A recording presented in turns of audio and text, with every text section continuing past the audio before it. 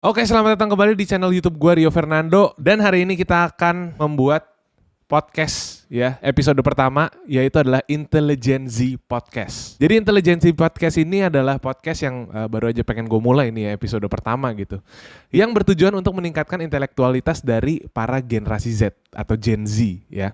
Makanya namanya Intelligency ya. Gimana caranya? Dengan kita akan membahas, berdiskusi di sini ya. Walaupun gue masih sendiri di episode pertama kali ini, tapi rencananya ke depannya pengennya ada narasumber juga, di mana kita akan berdiskusi mengenai berita-berita, acara-acara atau kejadian-kejadian di skala global maupun nasional ya di podcast ini bersama para generasi Z lainnya supaya bahasanya lebih nyambung lah ya. Ya, jadi ini podcast yang datang dari keresahan gue sebagai seorang Gen Z yang sebenarnya gue pengen menambah ilmu, gue pengen berkembang, tapi kadang-kadang medianya masih kurang yang nyambung dengan para Gen Z gitu ya. Contohnya beberapa content creator yang udah ada di Indonesia yang sangat gue hormati, yang membicarakan tentang berita-berita kayak gini, itu sebenarnya udah banyak, tapi banyakan udah generasi-generasi yang lebih tua, sehingga kadang-kadang ketika gue mendengarkan bahasanya tuh berat banget, bahasanya susah untuk dimengerti, dicerna, jadi kadang-kadang mesti mikir keras dulu tuh, baru bisa mendapatkan inti dari apa yang sedang dibicarakan. Jadi hari ini kita akan membahas beberapa berita ya yang pengen gue bahas hari ini ada 3. Yang pertama tentang Coldplay konser di Jakarta. Terus yang kedua tentang AI atau Artificial Intelligence. Dan yang ketiga itu tentang KTT atau Konferensi Tingkat Tinggi Asian Summit yang kemarin baru dilakukan di NTT ya. Oke, langsung kita ke yang pertama, yaitu adalah Coldplay mau konser di Jakarta. Wah, ini pasti semuanya udah tahu, ini pasti semuanya udah baca berita tentang ini ya. Tapi gue pengen menyodorkan sedikit aja opini gue tentang konser ini yang harganya kisaran dari 800.000 sampai 11 juta ya guys, bayangin. Dan hari ini pada saat video ini dibuat, ini tanggal 17 Mei baru aja diluncurkan ya pre-sale pertama dari yang BCA itu ya. Itu dalam 6 menit, katanya 6 menit tiket yang harganya 11 juta itu langsung ludes, langsung habis, diborong ya. Sampai yang ngantri di website itu sampai 500.000 orang lebih. Sampai akhirnya websitenya terlalu penuh dan orang-orang gak bisa masuk lagi ya. Oke, jadi kita akan membahas sedikit tentang plus minusnya dari Coldplay konser di Jakarta ini ya. Sebenarnya banyakan plusnya sih ya. Ya, yang pertama tentunya ini mendorong perekonomian Indonesia, perputaran ya. Jadi dengan adanya konser-konser ya, event-event musik lainnya itu sebenarnya mendorong orang untuk nge-spend gitu ya. Dan seperti kita tahu, perekonomian suatu negara itu bergerak ketika uang itu juga bergerak ya. Jadi berputar, uang tuh berputar. Jadi misalkan dari si A ya kan, dia mau nonton konser Coldplay, dia beli, uangnya berputar nih ke si B. Si B misalkan si promotor Coldplay ya kan, dari si B, dia harus hire karyawan untuk ngebantu event ini supaya lancar. Dari si B, dia bayar si C untuk ngebantu event ini. Si C akhirnya punya uang, akhirnya dia beli makanan, dia beli belanja buku buat keperluan sehari-hari. Akhirnya uangnya terputar. Nah, ini perputaran uang ini, itulah yang disebut sebagai roda ekonomi yang memutarkan uang ya, sehingga ekonomi itu berputar. Akhirnya ekonomi itu bisa bertumbuh, berkembang. So, of course yang pertama itu mendorong perekonomian dari sebenarnya lebih ke Jakarta sih ya, karena konsernya di Jakarta, nggak keliling Indonesia gitu. Tapi ya it's okay, walaupun nggak terlalu besar dampaknya ya. Dan kalau misalnya kalian baca berita-berita itu udah banyak menteri yang ngebahas sebenarnya kalau secara ekonomi dampaknya nggak sebesar itu ya. Oleh karena itu ada dampak yang kedua, yaitu bisa mendatangkan turis, berpotensi ya karena Coldplay ini adalah nama yang sangat besar di industri permusikan gitu ya. Jadi sangat possible, sangat menarik minat banyak orang ya, sehingga orang-orang dari mungkin yang negaranya tidak ada konser Coldplay, misalkan contoh Singapura, Vietnam, Filipina yang masih ada di tetangga-tetangga kita lah ya, ASEAN gitu ya, itu sangat memungkinkan untuk datang ke Jakarta untuk nonton Coldplay ini ya, mendatangkan turis. Tapi walaupun ini sebenarnya menurut gua possibility-nya sangat kecil, karena warga Indonesia aja yang tiket war itu udah sampai ratusan ribu sampai mungkin jutaan gitu ya yang pengen gitu ya. Jadi kemungkinannya sebenarnya kecil. Dan yang terakhir adalah meningkatkan popularitas Indonesia sebenarnya, karena Coldplay ketika mau konser itu tentu aja mereka pilih-pilih gitu. Mereka picky dalam memilih negara mana yang mau dikunjungi. Jadi Indonesia termasuk salah satu yang dipilih, itu sebetulnya udah suatu kebanggaan juga sih buat Indonesia. Tapi itu dia sedikit lah ya plus yang ingin gue bahas. Tapi yang di sini pengen lebih gue bahas sebenarnya adalah sisi minusnya. Apa sih kekurangannya ya? Nah, dari yang gue lihat ini ya, kayak tadi contoh 500.000 orang, bayangin 500.000 orang Indonesia ngantri buat secara online ya, ngantri buat beli tiket Coldplay. Dan gue yakin angkanya jauh lebih besar dari ini. Cuman yang ketampung di website tuh kebetulan 500.000 orang gitu ya. Kekurangannya apa? Ini menciptakan situasi FOMO sebenarnya ya. Ini kalau Gen Z pasti tahu sebutannya fear of missing out ya. FOMO ya. Jadi orang-orang yang mungkin tadinya sebenarnya nggak suka-suka banget Coldplay, yang sebenarnya nggak pengen-pengen banget nonton konser, tapi karena hype-nya, karena wah bener-bener kayak istilahnya kalau lu nggak ikut ini kayaknya lu ketinggalan deh gitu. Karena semua orang tuh ingin berpartisipasi dalam ini gitu, dan sedangkan dengan harga tiket yang juga nggak murah gitu ya, 800.000 sampai 11 juta, banyak kan gue lihat sih udah di atas 1 juta 2 juta ya gitu ya. Kalau lu mau view-nya agak bagus, festival yang berdiri aja itu 3 jutaan kalau nggak salah, belum tambah tax ya. Jadi ini menurut gue sangat berbahaya buat orang-orang yang mungkin tabungannya masih sedikit, yang lagi berusaha nabung, lagi berusaha nyicil buat rumah atau dan lain sebagainya. Karena kebiasaan-kebiasaan kecil seperti inilah yang akan sangat mengganggu habit kita untuk bisa menyimpan uang gitu. Jadi karena FOMO, teman-temannya ikutan semua, walaupun duitnya pas-pasan, walaupun harus nyicil, harus ngutang ke pinjol, apapun mereka lakukan demi nonton Coldplay. Ini yang bahaya sebenarnya menurut gue. Karena dari berita juga sempat kita lihat ada satu perusahaan bahkan yang nawarin cicilan 0% buat karyawannya nonton Coldplay ya. Ini menurut gua sangat gak baik ya. Perusahaan ini mengencourage karyawan-karyawannya yang mungkin gak punya cukup uang untuk nonton Coldplay untuk pergi nonton gitu ya. Kalau gua sih simpel, kalau lu punya uangnya, kalau lu punya dana darurat udah siap, investasi udah ada, lu punya uangnya silahkan. Bebas, 100% keputusan lu. Tapi kalau lu nggak punya uangnya, kalau lu belum lagi masih tahap menabung, duitnya pas-pasan ya, baru ditabung 3 juta. Harga tiket Coldplay 3,7. Waduh, udahlah nggak apa-apa, gua korbanin. Bulan ini gua nggak usah makan, gua nggak usah pergi keluar sama teman-teman gua, 700.000 gua korbanin buat tiket Coldplay. Ya, ini walaupun mungkin sekali selama 10 tahun Coldplay konser di sini atau berapa puluh tahun, tapi menurut gue spending habit yang seperti ini yang harus dihindari. Oke, berita yang kedua adalah tentang AI atau Artificial Intelligence ya. Kali ini gue akan membahas sisi yang dari negatifnya ya, yang akan gue bacakan dari berita kompas.com. Hati-hati penipuan menggunakan AI, bisa tiru suara orang terdekat. Ya, kita udah akhirnya sampai di level dimana teknologi itu udah sangat canggih sampai bisa menirukan suara atau bahkan mimik muka ya. Jadi kalau misalkan kalian share di YouTube, AI, misalkan video, AI apa segala macam itu udah banyak banget yang sekarang digunakan untuk generate artificial intelligence video ya, yang berisi misalkan wajah orang-orang yang kita kenal, wajah orang-orang terkenal gitu ya. Terus kata-katanya tuh bisa dirancang sendiri gitu. Jadi misalkan gue mau tulis, hai nama gue Rio Fernando, tapi pakai mukanya Elon Musk ceritanya gitu. Hai nama gue Rio Fernando, atau misalkan wah bisnis ini keren banget apa segala macam. Jadi bisa dipakai untuk mengendorse bisnis kita sendiri tapi pakai muka orang-orang yang terkenal. Nah, ini salah satu sisi bahaya dari perkembangan teknologi adalah ketika teknologi berkembang jauh di atas level adaptasi manusia ya. Jadi teknologi udah berkembang sampai sini, manusianya baru beradaptasi sampai di sini. Akhirnya gap ini bisa disalahgunakan. Contohnya seperti ini ya. Jadi udah ada kejadian di Amerika Serikat beberapa kali ya. Kalau di Indonesia sih gue belum pernah dengar, belum ada beritanya. Tapi kalau di Amerika Serikat itu udah ada orang-orang yang tertipu dengan, jadi ditelepon nih ya kan. Kalau zaman dulu ditelepon terus dibilang nangis-nangis lah anaknya masuk penjara apa segala macam, kita bisa kita belum punya anak gitu ya kan. Tapi dengan adanya AI ini ya, suaranya mirip ya, apalagi dengan kecenderungan generasi-generasi kita sekarang untuk nge-expose diri kita di sosial media dan informasi-informasi pribadi kita. Contoh, kita nge-post di story, kita habis pergi ke Itali. Kita pergi ke Itali ya kan, ke kafe ini, makannya ini, sama siapa ya kan. Informasi seperti itu pada akhirnya bisa digunakan oleh si calon penipu. Calon penipu bisa telepon dengan suara kita, bilang, "Mah, kita lagi di Jerman, lagi sama ini, habis dari kafe ini." Ya kan, terus kita ditangkap polisi atau kita nggak sengaja kayak gini nabrak orang atau dan lain sebagainya, sehingga kita ditangkap polisi dan kita butuh tebusan.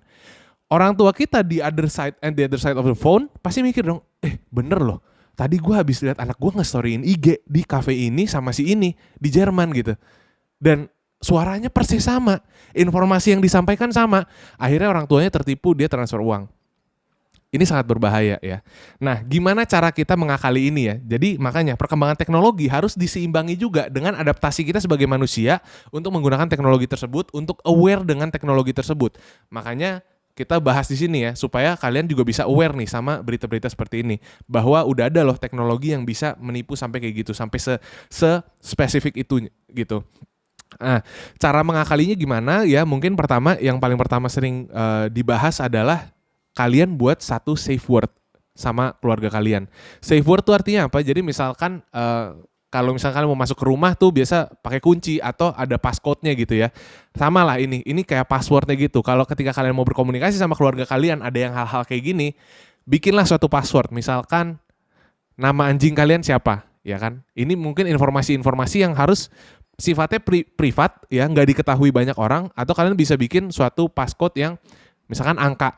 Oke, kalau memang benar ini si A, sebutin passcode-nya apa. Ya kan, kalau orang itu berhasil nyebutin passcode-nya, ya berarti mungkin kemungkinan besar itu benar dia gitu. Tapi kalau misalnya ini dia nggak berhasil, dia nggak tahu passcode-nya apa, ya kemungkinan besar itu penipuan.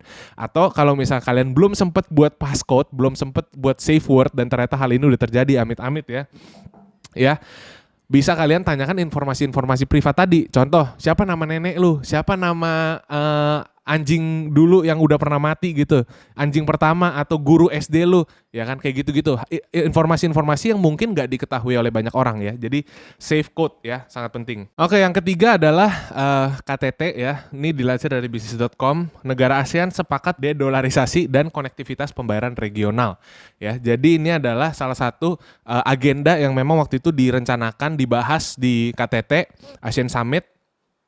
Pada tanggal berapa ya kemarin ya, 12 atau tanggal 11, lupa ya, tanggal 11 sorry. Ya, jadi mereka akhirnya negara-negara di ASEAN, Asia Tenggara, sudah setuju untuk tidak menggunakan nilai tukar dolar lagi sebagai acuan gitu. Jadi biasanya kalau misalkan ada pertukaran gitu ya, misalkan ada ekspor atau impor, itu biasanya semuanya memang mengacu kepada dolar sebagai standar mata uang dunia gitu, mata uang global gitu. Tapi saat ini memang ini adalah kondisi yang memang diperlukan, karena sebetulnya misalnya contoh ya, kayak kita udah ngerasa di atas semua orang gitu ya. Inilah yang sama terjadi gitu ketika kita merasa di atas semua orang, sama halnya seperti Amerika udah overpower gitu ya, udah jadi dolarnya udah sangat kuat karena jadi currency reserve di semua negara gitu. Sehingga akhirnya kita jadi menggampangkan, meremehkan gitu. Kita jadi karena overpower ini, jadi kita menggunakan kekuasaan kita secara sewenang-wenang gitu, tanpa memikirkan dampak panjangnya gitu atau dampak long termnya. Nah, ini salah satu kenapa sih alasan dari dedolarisasi itu, karena sempat kemarin pada saat Rusia itu perang dengan Ukraine, akhirnya Amerika Serikat menjatuhkan sanksi ya. Dolar yang dipegang Rusia sebagai currency reserve waktu itu akhirnya tidak diakui gitu. Jadi akhirnya mereka nggak bisa dipakai tuh, dolar-dolar yang ada beredar di Rusia itu akhirnya tidak diakui tuh, nggak boleh dipakai. Mereka nggak boleh lagi menukar dalam bentuk uang dolar gitu. Sehingga akhirnya menimbulkan kepanikan gitu kepada negara-negara lain. Oh, berarti bisa seenaknya gitu ya, bisa menjatuhkan sanksi, bisa memberikan sanksi, tiba-tiba dolarnya hilang gitu, tiba-tiba dolarnya nggak bernilai lagi gitu ya. Jadi akhirnya kita perlu menemukan satu solusi di mana nggak ada satu negara yang bisa menjadi overpower di atas yang negara-negara yang lainnya gitu, sehingga semua negara bisa seimbang, punya bargaining power yang kira-kira sama lah gitu. Nah, plusnya apa? Plusnya buat negara-negara ASEAN khususnya, itu pasti yang pertama tidak ada negara yang overpower tadi ya. Semua jadi menggunakan mata uang masing-masing. Jadi tadi yang seperti disebutkan konektivitas pembayaran regional ya. Jadi solusi yang akan digunakan tuh seperti apa sih? Jadi masing-masing negara itu akan menggunakan currency-nya masing-masing. Mereka akan menggunakan nilai tukarnya masing-masing. Misalkan dari Indonesia pengen bayar ke Thailand gitu ya. Jadi dari rupiah langsung ke baht gitu. Jadi nggak pakai lagi perantara-perantara, harus lewat dolar gitu. Jadinya bisa langsung transaction antar nilai tukar yang berbeda gitu. Nah, plusnya jadi ekonomi suatu negara itu tidak bergantung kepada negara overpower tersebut, nggak bergantung sama Amerika Serikat ya. Karena contohnya misalkan tadi biasanya dengan dolar, terus tiba-tiba dolarnya nggak berlaku, jadi itu ekonomi suatu negara tuh bisa benar-benar hancur, bisa benar-benar jatuh gitu, bisa benar-benar terpengaruh lah. Misalkan ekonomi di Amerika Serikat juga nggak stabil, dolarnya naik turun ya. Negara lain yang menggunakan nilai tukar dolar itu juga bisa terpengaruh karena naik turunnya tadi. Misalkan ngutangnya banyak, terus dolar tiba-tiba harganya naik ya kan. Jadi akhirnya utangnya tuh membludak gitu karena utangnya dalam US dollar gitu. Dan yang ketiga itu juga bisa memperkuat nilai tukar rupiah karena demand nilai tukar rupiah ini semakin besar karena udah nggak perlu lagi pakai mata uang asing, jadi pakai aja rupiah semua. Akhirnya nilai tukar rupiah bisa mengkuat gitu atau lebih stabil lah gitu.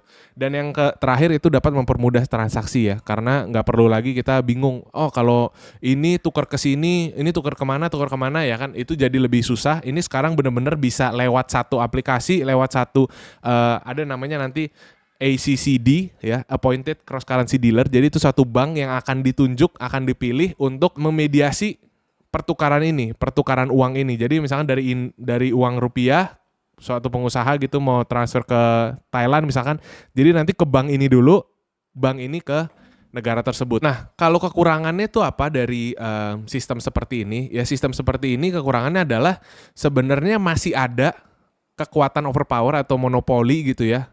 Tapi ini sekarang skalanya adalah nasional, bukan lagi global, bukan lagi dunia, tapi nasional. Di mana monopoli itu terjadi itu adalah di appointed cross currency dealer itu tadi, bank yang akan ditunjuk menjadi mediator, menjadi apa ya sebutannya ya, yang memberikan akses untuk kita menilai mentukar mata uang itu. Jadi misalkan yang dipilih bank apa gitu ya, bank A, ceritanya bank A gitu dipilih ya, yang pertama. Kita kan kalau biasa pakai dolar kan berarti kita mesti tukar dulu biasa ke exchanger gitu ya, ke exchanger. Ya exchanger banyak macamnya, banyak yang buka exchanger gitu. Jadi nggak dimonopoli, kekuasaannya nggak ditaruh ke satu atau beberapa bank aja gitu. Nah, sedangkan kalau di sini kasusnya nanti yang akan di-appoint yang boleh menjadi mediator untuk menukarkan mata uang tersebut untuk ke luar negeri itu cuma beberapa aja. Nah, sehingga akan menimbulkan bisa monopoli, misalkan rate-nya jadi lebih mahal ya kan. Tapi mau nggak mau kita cuma bisa transfer cuma lewat bank itu doang gitu ya. Kecuali kita menggunakan cara-cara lain ya, mungkin black market atau apa, itu ada juga sih optionnya, cuman itu kan nggak legal ya. Sebenarnya harusnya melalui proses-proses tertentu. Nah, jadi minusnya apa? Ya, dengan sistem yang seperti ini minusnya adalah salah satunya tadi mungkin rate-nya akan bisa jadi sedikit lebih mahal ya. Seperti yang kita tahu kalau misalkan kita menukar, biasa kalau nuker duit tuh jarang banget orang ke bank langsung nuker duit gitu ya, nuker currency gitu ya, mata uang gitu. Tapi biasanya orang ke exchanger gitu, karena kalau di bank kita semua kayaknya udah rahasia umum, kalau di bank itu exchange rate itu biasanya lebih mahal sedikit. Jadi dengan sistem yang seperti ini mungkin kita harus mengeluarkan sedikit lebih banyak uang, tapi untuk perusahaan-perusahaan besar yang kalau misalkan bayar sesuatu itu dalam skala yang jumlah besar, ini mungkin akan sangat pengaruh gitu. Karena cuma beda misalkan 5 poin aja tuh, kalau dikali $1.000.000 tuh udah berapa gitu ya kan, atau 1.000.000 berapalah mata uang lain gitu ya kan, itu udah lumayan banget gitu ya. So itu dia kira-kira plus minusnya. Nah, solusinya apa? Kemungkinan yang bisa dipakai itu juga sebenarnya salah satu yang paling menarik itu sebenarnya juga blockchain ya, cryptocurrency ya. Blockchain itu menurut gua solve permasalahan-permasalahan yang tadi dibicarakan gitu ya. Itu nggak ada salah satu instansi yang menguasai ya kan, nggak ada overpower, currency-nya semuanya diratakan gitu ya, semuanya betul-betul satu currency ya, misalkan kita semua setuju pakai Bitcoin atau semuanya setuju pakai currency lain ya kan. Terus juga menggunakan teknologi blockchain yang susah, atau sampai saat ini sih belum ada yang sampai dihack atau segala macamnya gitu ya. Jadi teknologi juga sangat mumpuni gitu. Cuman memang dengan blockchain ini kekurangannya ya kurang pengawasan dari pemerintah lain sebagainya. Mungkin bisa transfernya ilegal ya kan, penggelapan pajak, pencucian uang dan lain sebagainya itu jarang bisa diawasi gitu. Jarang bisa diawasi di blockchain gitu aja. Oke, jadi itu aja untuk episode kali ini, Intelligenzi Podcast episode pertama ya. Kalau misalnya kalian suka dan menurut kalian bermanfaat, jangan lupa untuk share, like, and subscribe. Thank you guys for watching and see you in the next video.